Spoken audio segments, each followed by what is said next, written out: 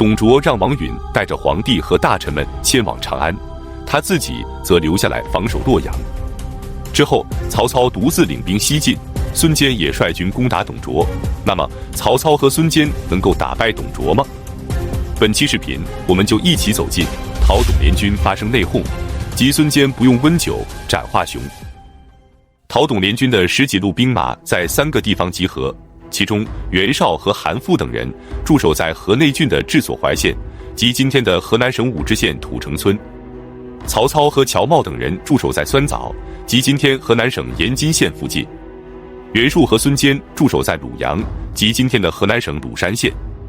可是各路大军到达后，并没有立即发起攻击，而且一直拖到了6月份也不见动静。于是曹操便独自领兵西进，准备去攻打成皋。之后，及北向报信与陈留太守张邈的部将魏资也带了一些兵马前去支援。他们率军来到了汴水，与董卓的大将徐荣展开了激战。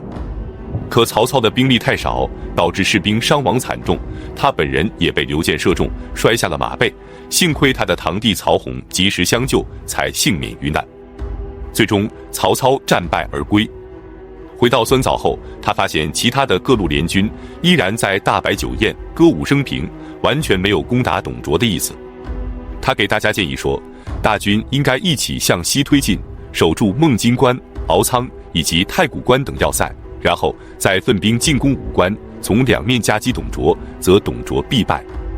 可是关东诸将毫无兴趣，照样驻守观望。曹操非常无奈，只能独自前往扬州，重新又招募了1000多名新兵，去往了袁绍驻守的河内郡。不久后，酸枣联军征集的粮草消耗完了，便准备各自退兵。然而在退兵之前，他们竟然还发生了内讧，兖州刺史刘岱杀死了东郡太守乔瑁。随后大家一哄而散，轰轰烈烈的讨董战争，最后竟以闹剧收场。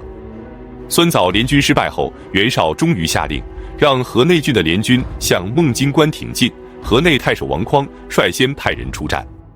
董卓得知后，采用疑兵之计稳住王匡，同时派遣精锐大军偷偷地从小平津关渡过黄河，然后从后方突然发起攻击。王匡的大军被打得措手不及，几乎全军覆没。从此之后，河内联军再也不敢出战了。这时，袁绍又开始发挥他擅长出馊主意的技能了。他觉得汉献帝既然受制于董卓，那他就重新再立一个皇帝，便可以与董卓分庭对抗了。可曹操第一个站出来反对，他告诉袁绍，我们起兵后之所以天下响应，是因为我们是正义之师，汉献帝并没有过错，你有什么理由废他呢？袁绍见没人支持他，就派人去说服袁术，希望能得到袁术的支持。可袁术早就有了自己称帝的打算，怎么可能支持他，另立他人呢？所以也没有答应。从此之后，袁氏俩兄弟渐行渐远，逐渐产生了积怨。接着，袁绍派人去拜见幽州牧刘虞，希望将他拥立为皇帝，但被刘虞断然拒绝。袁绍没办法，只能退而求其次，再次派人前去，希望他能担任录尚书事，这样他就可以代替皇帝封官加爵了。结果刘虞还是不同意，袁绍也就只能死心了。说完这2路联军，我们再来看袁术和孙坚的南路军。孙坚我们之前讲过，6年前他就建议张温诛杀董卓，但张温没有听从，现在终于成为了祸害。3年前，由于长沙人欧兴聚众反叛，朝廷便任命孙坚为长沙太守，前去剿灭。他仅用了1个月就打败了欧兴，之后又与王睿联手平定了零陵和贵阳。可是在这个过程中，王睿看不起他这个粗俗的武将，多次流露出轻蔑之意，让孙坚十分痛恨。此次讨伐董卓，他从长沙出发后，要途径荆州的治所江陵，而王睿恰好就是荆州刺史。于是他到达江陵后，趁王睿不备，偷偷地混入城中，然后逼迫王睿吞金自杀。王睿死后，刘表被任命为荆州刺史。之后，孙坚继续率军北上，来到了南阳郡。他以讨伐董卓的名义，向南阳太守张咨征召军粮，可是张咨既不给军粮，也不肯与孙坚见面。孙坚本打算继续进兵，可他担心张咨在后方捣乱，于是便对张咨起了杀心。他派遣亲信告诉张咨说他突发疾病，无法率军前行，希望把自己的兵马交给张咨替他出征。张咨听后非常高兴，对孙坚的数万兵马更是垂涎欲滴，立即带领着500-600人前往孙坚的营地。之后他独自一人来到了孙坚的病床前问候，没想到孙坚突然从床上跃起，斩杀了张咨。然后他继续率军北上，到达了鲁阳，与袁术合兵一处。袁术任命他为破虏将军，兼领豫州刺史，率军去攻打董卓，他负责给孙坚供应粮草。可孙坚的大军刚准备出发，董卓就派遣胡轸前来迎击，而且胡轸的先遣骑兵已经到达了鲁阳。孙坚见状，让大军不要妄动，有条不紊地原路退回了城中。胡轸见孙坚兵马整齐，纪律严明，不敢贸然攻城，只能撤兵离开。191年2月，孙坚再次率军出发，来到了梁东，即今天河南省伊川县东。在这里迎战他的是之前打败过曹操的徐荣，他将孙坚包围了起来，致使孙坚全军溃败，只带了10几名亲兵突围了出来。之后他一路收集散兵，退到了阳人，即今天的汝州市西北。董卓得知后，立即任命胡轸为大都护，吕布为骑都，率领5000人马前去迎击。离行前，胡轸给部下的将领们训话说：“我看非得斩杀一名清瘦高官，才能整肃大军的纪律。”吕布等高官听后颇为不满，打算让他败给孙坚，灭他的威风。胡轸的大军到达广成关的时候，天气已晚，便准备在这里扎营休整。而且董卓给他的作战计划也是在这里休整，然后趁夜进兵，天明时分开始攻城。可吕布等人却说孙坚已经开始逃跑了，应该立即追击，要不然就错过良机了。于是胡轸只能连夜进军，可当他们来到阳人城下时，发现孙坚并没有逃跑，而且守备森严，连偷袭的机会都没有。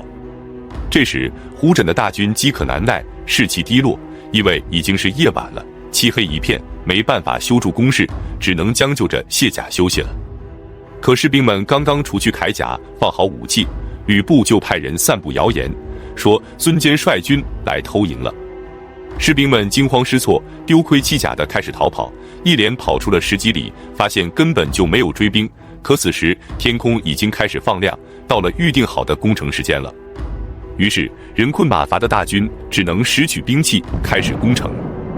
可这样一支军队怎么可能攻得下城池呢？没多久，胡轸就下令撤军了。他们一撤军，孙坚就立即率众出城追击，致使胡轸全军溃败，而且属下的都督华雄还被孙坚给斩杀了。所以华雄这时候才被孙坚所杀，并不是《三国演义》里所描写的18路诸侯会盟的时候被关羽杀的。此战过后，孙坚名声大噪，威名远扬。有人趁机挑拨袁术说，孙坚一旦攻入洛阳城，恐怕就不受你的控制了，不如现在就除掉他。袁术听后便不再给孙坚供应粮草。孙坚的军中断粮让他万分的焦虑，只能亲自骑马去找袁术理论。袁术自觉理亏，只能马上下令给孙坚调拨军粮，孙坚这才返回了自己的军营。这时董卓也觉得孙坚难缠，于是派遣李傕前来求和，希望能和孙坚结为儿女亲家，并且让孙坚把孙氏子弟全都列出来，任命他们为太守或者刺史等高官，但被孙坚断然拒绝。之后孙坚率军前往大谷关，这里距离洛阳城只有90华里了。董卓决定亲自率军来迎击孙坚。然而双方激战后，他才发现他根本打不过孙坚，于是只能让吕布留下来掩护，让朱俊驻守洛阳，他自己则退到了渑池。可是有马中赤兔，人中吕布之称的吕奉先也不是孙坚的对手，激战片刻后也引兵退走，去找董卓了。接着孙坚便准备攻打洛阳城。驻守洛阳的朱俊本来就和董卓不是一条心，而且孙坚是和朱俊一起剿灭黄巾军的时候被朱俊赏识，才逐步升迁起来的。而且朱俊觉得只靠洛阳这座孤城想守也守不住，何况根本就不想守。于是还没等孙坚攻打，他就主动放弃了洛阳，领军退到了中牟县。然后他给各州郡传信，反过来讨伐董卓，站到了联军这一边。就这样，孙坚顺利地进入了洛阳城。可进城后，他就被眼前的景象给惊呆了。曾经辉煌无比的大汉国都，此时已经是破败不堪，残垣断壁，而且数百里内没有烟火，人去楼空，何不凄凉？看着这一切，他不由得潸然泪下。然后他命令将士们清扫出汉室的宗庙，用太牢之礼进行了祭祀。而且一个偶然的机会，他竟然还在洛阳城南的贞观井中打捞出了传国玉玺。